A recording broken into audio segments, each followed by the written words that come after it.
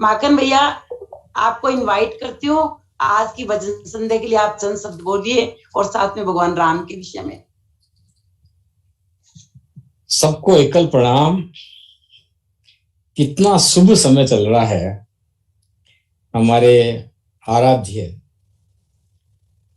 कण कण में बसने वाले, मन मन में रहने वाले हमारे आदर्श राम का जन्म। मतलब संसार में शायद ही कोई ऐसा पुरुष हुआ होगा जो इतने सारे लोगों के हृदय में राज करता।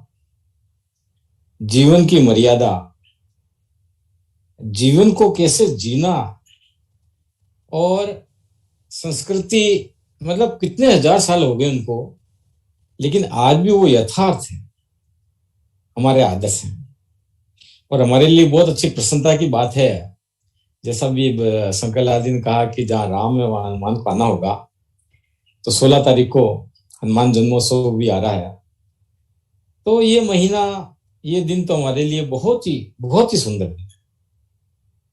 अब मैं विषय को आगे बढ़ाते हुए आज आपको पुरुषार्थ और प्रारब्ध, इसके बारे में मेरे अपने विचार रखूंगा।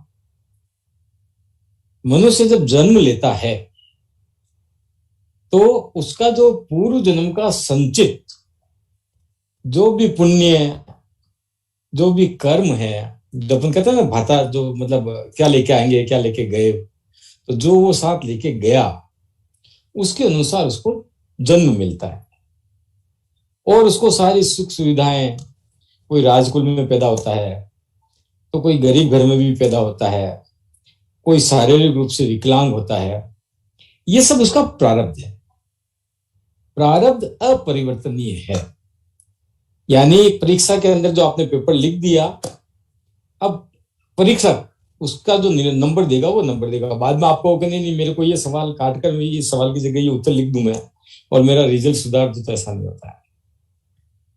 तो अब ये ध्यान रखना है हमको कि अगले जन्म का जो प्रारब्ध हमें मिले वो इस जन्म के पिछले जन्म का प्रारब्ध, इस जन्म का पुरुषार्थ प्लस माइनस होकर मिलने वाला है।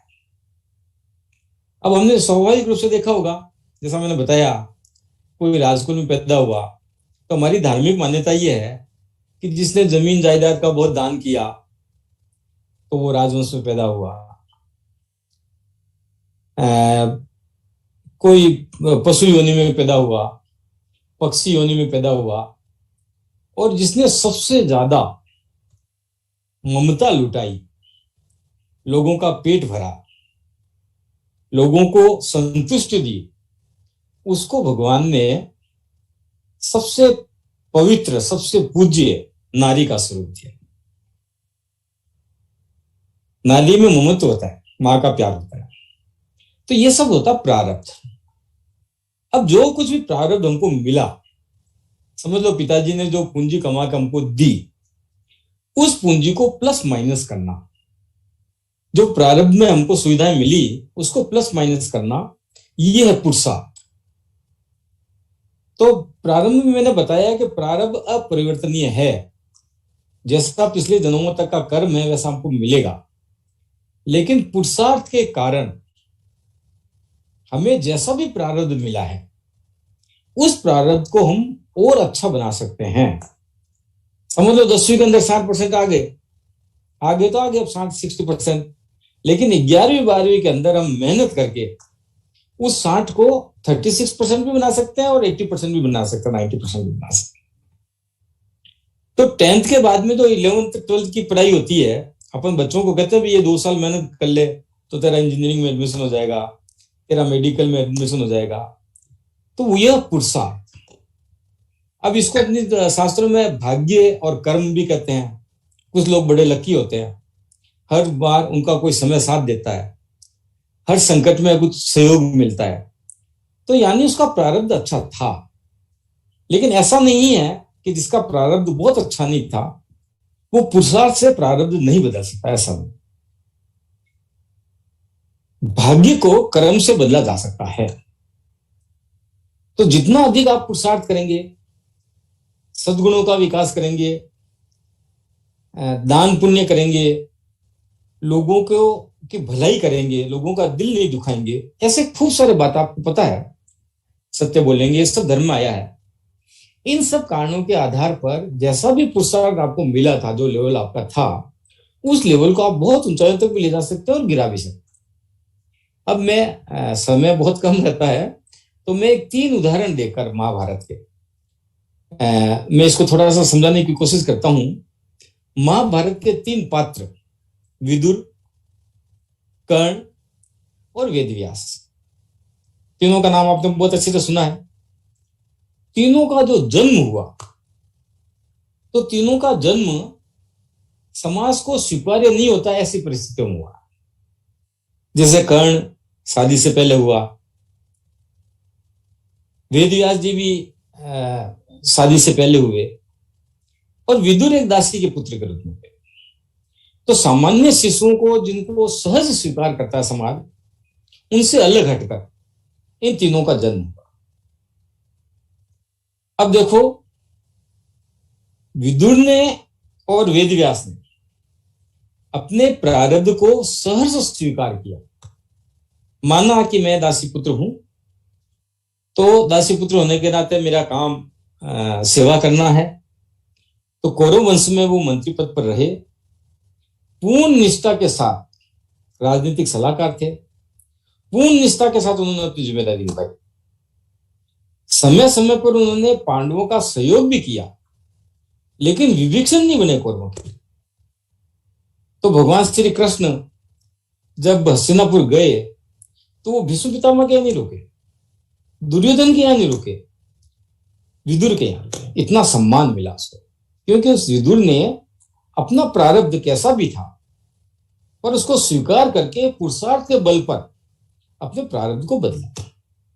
दूसरा उदाहरण महर्षि वेदव्यास का है।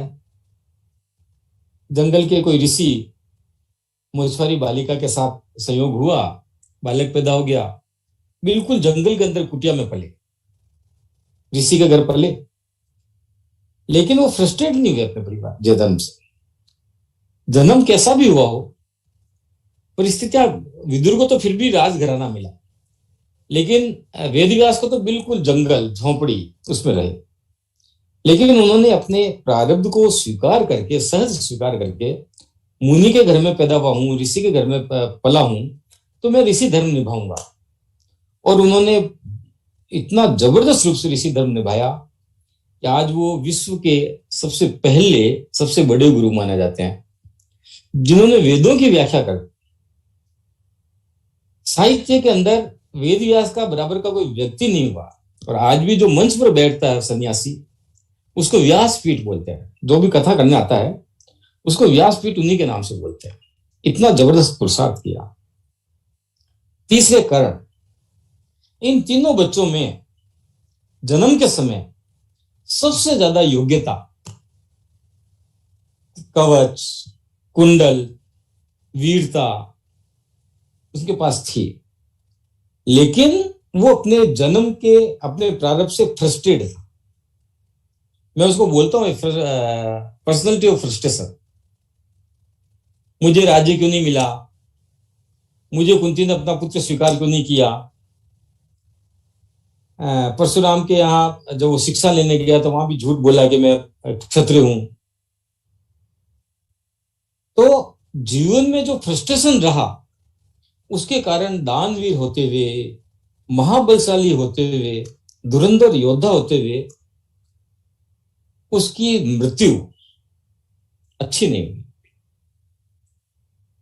स्वयं कृष्ण उसके विरोध में खड़े हुए, उसको महाभारत में मरना पड़ा। और उसकी मृत्यु कैसे हुई आप जानते हैं, क्योंकि उसने अपना प्रारब्ध ही स्वीकार नहीं किया, हमेशा फ्रस्ट्रेशन में। अब हमारे कंपनी में हम देखते हैं, मेरे पास भी बड़ी कंपनी है, कई व्यक्ति बहुत योग्य होते हैं, लेकिन फ्रस्ट्रेट रहते हैं। मेरा प्रमोशन नहीं हुआ, मेरे से कम योग्यता वाले का प्रमोशन हो गया, उसका एमडी का साला था, उसको प्रमोट कर दिया, मेरे को नहीं किया, मेरा कार्य ठीक नहीं, मुझे ये काम नहीं मिलना चाहिए, वो काम मिलना चाहिए, मैं मार्केटिंग ज्यादा अच्छा कर सकता हूँ, जबकि मेरे को प्रोडक्शन में लगा दिया। तो इस तरह का फ्रस्ट्रेशन इस तरह का जब फ्रस्ट्रेशन होता है तो आपका पुरुषार्थ कितना भी अच्छा हो, लेकिन वो माइनस में नंबर देता है। अब उसके बाद में वापिस जब सब अपना जीवन पूरा होता है, जीवन की यात्रा, अगली जीवन की यात्रा शुरू करते हैं, तो इस साल का प्रारब्ध, इस जन्म का पुरुषार्थ, वो प्लस माइनस होकर अगले जन्म में हमको नया प्रारब्ध मिलता है। तो इस विषय में समझ पशुओं को समझ नहीं होती है, पक्षियों को समझ नहीं होती कि मैं क्या कर रहा हूं। शेर को पता नहीं होता कि मैं अगर बकरी को मार के खा जाऊंगा तो मुझे पाप लगेगा। लेकिन पुरुष जाति ऐसी है, मनुष्य जाति ऐसी है जिनको इस बात की समझ होती है। आने वाली 84 लाख योनियों में किस योनि में और किस प्रारब्ध के साथ केवल मनुष्य बनना पर्याप्त नहीं है, केवल महिला बनना पर्याप्त नहीं है, लेकिन हमारा जन्म एक उच्च कुल में हो, हमें प्रारंभ से ही बहुत अच्छी सुविधाएं मिले, हमारा जीवन प्रारंभ से ही बहुत अच्छा रहे, तो इतना अच्छा कर्म और पुरुषार्थ करेंगे तो आपको निश्चित रूप से अगला आने वाला जन्म में अच्छा प्रारब्ध मिलेगा। इतना कहकर मैं अपनी वाणी विराम देता हूँ।